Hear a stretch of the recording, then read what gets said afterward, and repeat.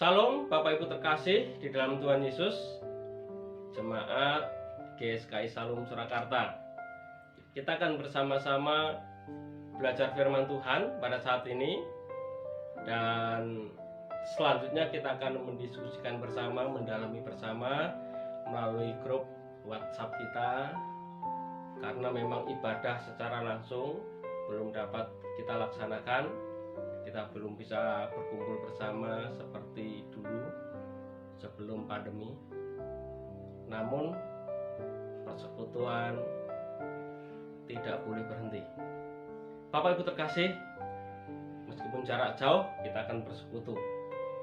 Kita akan mendalami firman Tuhan yang menjadi perenungan kita di awal tahun ini. Demikian firman Tuhan di dalam Matius pasal 5 ayat 3. Tuhan Yesus bersabda, "Berbahagialah orang yang miskin di hadapan Allah, karena merekalah yang mempunyai kerajaan sorga." Yang berbahagia adalah orang yang miskin di hadapan Allah. Yang diberkati adalah orang yang miskin di hadapan Allah. Karena orang yang miskin di hadapan Allah, mereka mempunyai kerajaan sorga. Mereka punya kerajaan sorga. Atau dalam terjemahan lain dikatakan, berbahagialah orang yang merasa tidak berdaya dan hidup hanya bergantung kepada Tuhan saja. Apa itu miskin di hadapan Allah? Firman Tuhan Yesus Sang Raja ini merupakan wahyu tentang kehidupan rohani yang juga bagian dari prinsip kerajaan yang dipimpin oleh Tuhan Yesus, Bapak Ibu. Jadi sifat dasar dari orang yang hidup dalam pemerintahan Yesus Kristus adalah menyadari bahwa dirinya miskin di hadapan Allah atau miskin dalam roh. Orang yang miskin dalam roh bukan hanya memiliki kerendahan hati di hadapan sesama, tetapi juga kerendahan hati di hadapan Tuhan. Artinya benar-benar menyadari bahwa dirinya tidak berdaya tanpa Tuhan dan hidup sepenuhnya bergantung hanya kepada Tuhan saja. Oleh karena itu, Bapak Ibu terkasih, jikalau masih ada orang yang merasa mampu, merasa bisa, merasa pintar menjalani kehidupan ini tanpa Tuhan, tanpa melibatkan Tuhan, tanpa mengedepankan Tuhan, tanpa petunjuk dan arahan firman Tuhan, orang seperti itu ya belum miskin di hadapan Tuhan, masih merasa mampu. Oleh sebab itu, kita harus mengosongkan diri, membongkar semua cara hidup lama kita yang bersumber dari kemampuan dan kekuatan kita sendiri. Dari hasil mengosongkan diri itu, baru kita mengisi pikiran, perasaan kita dengan cara berpikir baru, yaitu cara berpikir Tuhan, yang berasal tentunya dari firman-Nya. Logos yang kita pahami, yaitu rema, itu sendiri menuntun hidup kita hari lepas hari. Bapak Ibu terkasih di dalam Tuhan Yesus, prinsip-prinsip kerajaan surga yang kita terima adalah bagian khusus dari kerajaan Allah yang dimiliki oleh gereja Tuhan. Dan sifat-sifat warga kerajaan surga ini harus hidup di dalam batiniah kita, mewarnai kehidupan kita, mewarnai karakter kita yang selanjutnya dapat memancarkan pribadi Kristus dan menjadi berkat bagi sesama. Diberkatilah orang yang miskin di hadapan Allah. Demikian firman Tuhan Yesus. Lalu seperti apakah contoh orang yang miskin di hadapan Allah itu? Hal yang paling sederhana adalah ketika kita mengutamakan Tuhan dalam segala sesuatu yang kita kerjakan hari lepas hari.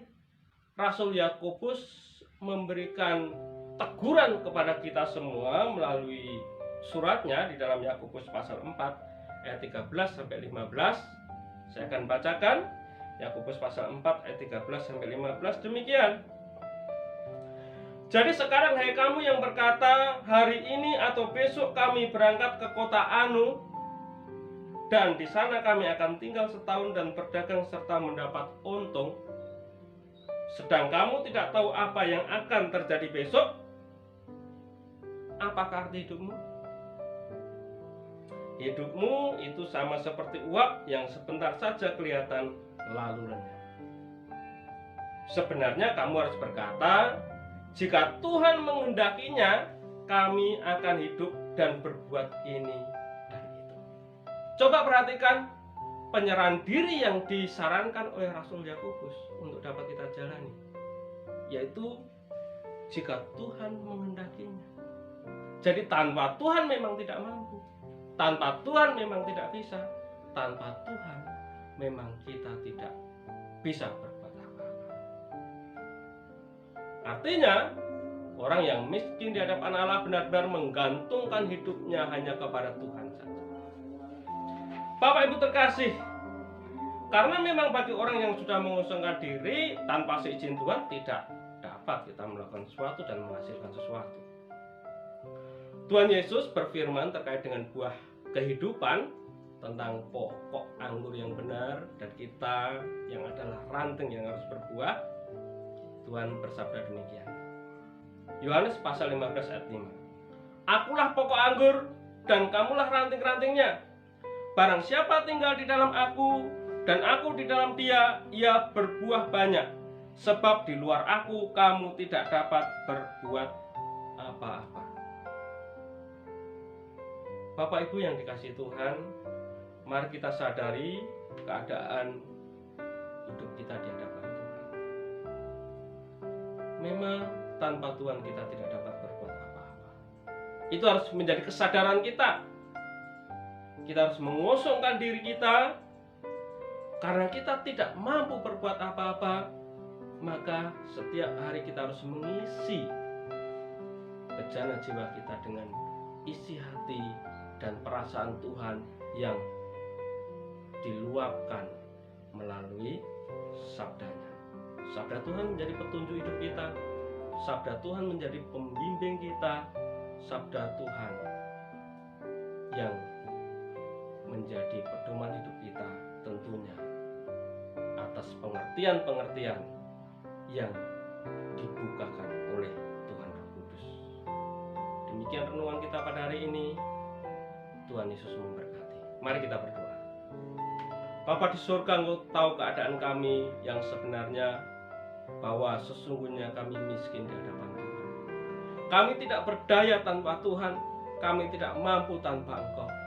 Oleh sebab itu Tuhan, ampunilah kemelesetan kami, ketidaktepatan kami, dan kecongkaan kami di hadapan-Mu yang masih seringkali merasa mampu, merasa bisa mencapai sesuatu tanpa Engkau. Ampunilah kami. Kami mau membenahi hidup kami. Kami mau mengosongkan bejana jiwa kami yang dulu diisi oleh hal-hal yang berasal dari pengertian dan pemahaman kami sendiri. Kami rindu dapat mengisi bejana jiwa kami dengan pikiran dan perasaan-Mu, sehingga semakin hari kami boleh semakin menyerupai Engkau di dalam karakter kami, di dalam Yesus Kristus, Raja kami, Tuhan kami.